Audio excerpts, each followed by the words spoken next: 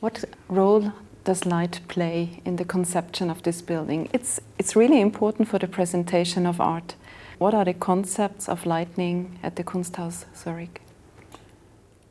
Well, I think the statement you said that light is important for looking at art is absolutely correct.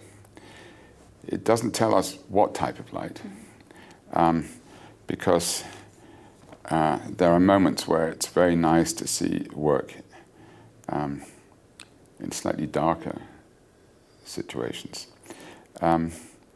But light is profoundly important for a museum. But it's important from two ways. It's important for the objects, and it's important for the visitor. Light is important for us.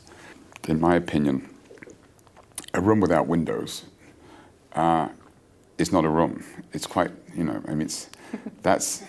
Sorry for that. Well, but there's a window there. You can block a window. That's not a problem. But if you design 4 walls and a door, that's a storage room. You cut a window in it, and it's a room. Why? Because it gives perspective. It gives perspective. It gives connection. It gives light. That's a strange boundary. I mean, you're saying if you just cut a hole in the wall, all of a sudden, a room transforms architecturally from one thing to another. We know that there are many spaces in museums which have no windows, and for good reasons. So it's not that you can't use spaces without windows. We know that auditoriums, for instance, tend not to have windows, so they have to have other architectural dimensions. But light is important for us and for the objects. For the objects, increasingly it's seen as a negative thing.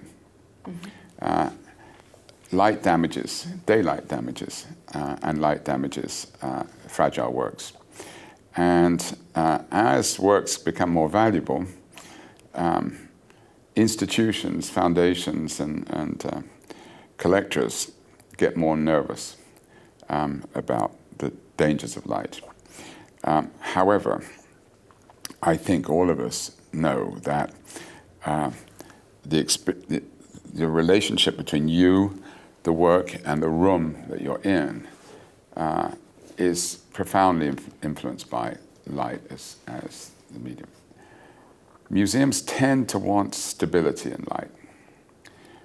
We like instability. We like the idea that a cloud comes across and the light changes. So we don't mind variability.